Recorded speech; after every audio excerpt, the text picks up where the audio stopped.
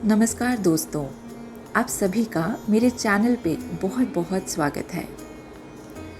ईश्वर करे कि आप सभी खुश रहे, तंदुरुस्त रहे और अनेकों मंगल कार्य करते रहें। मुझे उम्मीद है कि आप मेरी इस वीडियो को लाइक और शेयर ज़रूर करेंगे, साथ ही मेरे चैनल को भी सब्सक्राइब करेंगे। दोस्तों, श्री गणेश सभी गणों के देवता हैं, इसलिए उन्हें गणेश अर्थात गणपति भी कहा जाता है। वो विघ्न हरता है, सभी विघ्न बाधा को हर लेते हैं। वे मंगल मूर्ति हैं, सभी का मंगल करते हैं। हाथी का सर होने के कारण उन्हें गजानन भी कहा जाता है। भगवान गणेश शिव और पार्वती के दूसरे पुत्र हैं। वे ऐसे ईश्वर हैं जिसे किसी अन्य देवता के पहले, यहाँ तक कि शिव, ब्रह्मा और विष्णु की पूजा से भी पहले पूजा जाता है। वे प्रगति और ज्ञान के देवता हैं। दोस्तों, श्री गणेश की शारीरिक संरचना सबसे भिन्न और मनमोहक है। उनके स्वरूप का प्रतीकात्मक अर्थ है जो हमें बहुत कुछ सिखाता है और उनके बारे में भी बताता है। दोस्तों, उनके एक हाथ में अंकुश है जिसका अर्थ है जागृत होना और दूसरे में पाश है जिसका अर्थ है नियंत्रण।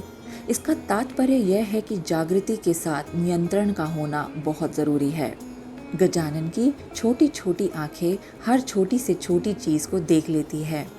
साथ ही उनके बड़े बड़े कान ज़्यादा सुनने और कम बोलने पर बल देते हैं।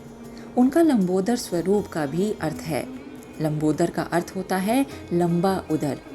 उनके इस स्वरूप का प्रतीकात्मक अर्थ है कि हमें सभी अच्छी बुरी बातों को पचा लेना चाहिए। बप्पा के दो दांत हैं, एक खंडित और दूसरा अखंडित।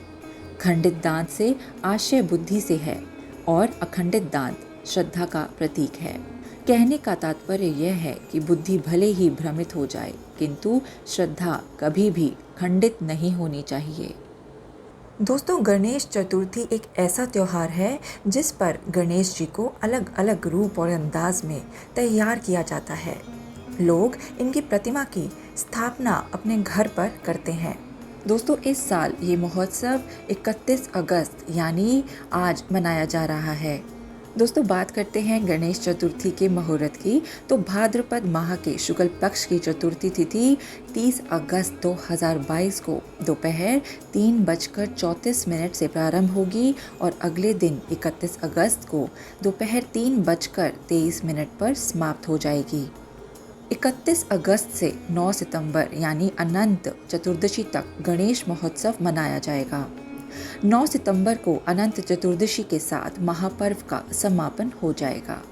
दोस्तों, आपकी जानकारी के लिए मैं बता दूं कि इस दिन भगवान गणेश को बुद्धि, समृद्धि और सौभाग्य के देवता के रूप में पूजा जाता है। अब कई जगह लोग सिर्फ गणेश चतुर्थी के दिन ही पूजा करते हैं, तो कई लोग गणेश चतुर्थी के दिन घर में भगवान गणेश को विराजमान करते हैं और फिर 10 दिन तक गणेश जी की पूजा अर्चना करते हैं। उसके बाद अनंत चतुर्थी के दिन पानी में गणेश जी की प्रतिमा का विसर्जन किया जाता है। दोस्तों, वैसे तो हमारा देश इतना बड़ा है, हर जगह अलग अलग तरह से वंदना की जाती है, लेकिन एक बात जो खास है वो ये है कि सब जगह गणेश जी की भक्ति में सब लोग डूब जाते हैं। दोस्तों, गणेश चतुर्थी एक ऐसा त्यौहार है जिस पर गणेश जी को अलग अलग रूप और अंदाज में तैयार किया जाता है। लोग इनकी प्रतिमा की स्थापना अपने घर पर करते हैं। 10 दिन के बाद समय आने पर इनका विसर्जन कर इन्हें विदाई देते हुए अगले बरस दोबारा आने का न्योता देते हैं। यह त्यौहार हमारे पूरे देश में धूमधाम से मनाया जाता है। दोस्तों, आपकी इन्फॉर्मेशन के लिए मैं बता देती हूँ कि गणेश चतुर्थी एक दिन का नहीं बल्कि 10 दिन का उत्सव होता है, जिसे हमारा पूरा देश भगवान गणेश के जन्मदिन का अवसर मानकर मनाता है। तो दोस्तों, 10 दिनों तक यह उत्सव यूं ही नहीं मनता, इसके पीछे भी एक ठोस कारण है। ऐसा कहा जाता है कि एक बार माता पार्वती ने अपने शरीर पर हल्दी लगाई थी। इसके बाद जब उन्होंने अपने शरीर से हल्दी उतारी तो उससे उन्होंने एक पुतला बना दिया। पुतले में बाद में उन्होंने प्राण डाल दिए। इस तरह से विनायक पैदा हुए थे। इसके बाद माता पार्वती ने भगवान गणेश को आदेश दिया कि तुम मेरे द्वार पर बैठ जाओ और उसकी रक्षा करो, किसी को भी अंदर नहीं आने देना। कुछ समय बाद ही भगवान शिव जी घर पर आए तो उन्होंने कहा कि मुझे पार्वती से मिलना है। इस पर गणेश जी ने मना कर दिया और कहा कि खबरदार कोई भी अंदर नहीं जाएगा। शिव जी को नहीं पता था कि ये कौन है। इसके बाद दोनों में विवाद हो गया और उस विवाद ने युद्ध का रूप धारण कर लिया। इस दौरान शिव जी ने अपना त्रिशूल निकाला और गणेश जी का सिर काट डाला। जब पार्वती जी को पता लगा तो वह बाहर आई और रोने लगी। उन्होंने शिव जी से कहा कि आपने मेरे बेटे का सिर काटा है। शिव जी ने पूछा कि ये तुम्हारा बेटा कैसे हो सकता है। इसके बाद पार्वती जी ने शिव जी को पूरी कथा बताई। पार्वती माँ नाराज थीं। इसके बाद शिव जी ने पार्वती जी को मनाते हुए कहा कि ठीक है, मैं इसके प्राण डाल देता हूँ, लेकिन प्राण डालने के लिए एक सिर चाहिए। इस पर उन्होंने अपने गणों से कहा कि उत्तर दिशा में जाओ और वहाँ कोई भी प्राणी मिले उसका सिर ले आओ। वहाँ उन्हें भगवान इंद्र का हाथी ऐरावत मिलता है और वे उसका सिर ले आए। इसके बाद भगवान शिव ने गणेश जी के अंदर प्राण डाल दिए। इस तरह श्री गणेश को हाथी का सर मिला। तो दोस्तों, गणेश चतुर्थी की पूजा करने की एक विधि है जिसे मैं आज आपको बताऊंगी।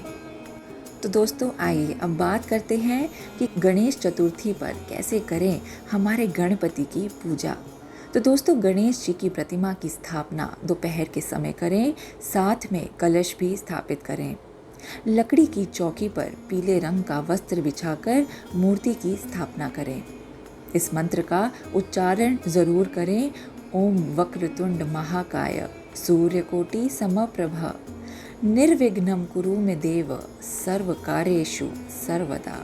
शाम के समय गणेश जी की यथाशक्ति पूजा उपासना करें और उनके सामने घी का दीपक जलाएं। गणपति को अपनी उम्र की संख्या के बराबर लड्डुओं का भोग जरूर लगाएं। साथ ही उन्हें धूप अगरबत्ती भी दिखाएं। साथ ही उन्हें दूर्वा घास भी अर्पित करें। फिर अपनी इच्छा के अनुसार गणपति के मंत्रों का जाप करते रहें, आरती करें। दोस्तों, जितना हो सके आसपास के लोगों को, रिश्तेदारों को अपने घर में न्योता ज़रूर दें और सभी मिलकर भगवान की आरती कथा ज़रूर करें। तो दोस्तों, इन 10 दिनों में आप गणपति की जितनी सेवा अर्चना कर सकते हैं करिए। दिन और रात का कोई हिसाब मत रखिए। आराम ज़रूर कीजिए, लेकिन सेवा भाव इतना रखिए कि गणेश भगवान आपकी सेवा से संतुष्ट होकर जाते समय आपको आशीर्वाद ज़रूर देकर जाएं। तो दोस्तों, उम्मीद है कि आपको मेरी ये वीडियो अच्छी लगी होगी। इसी के साथ मिलती हूँ आपसे अगली वीडियो में। तब तक के लिए जय माँ अम्बे।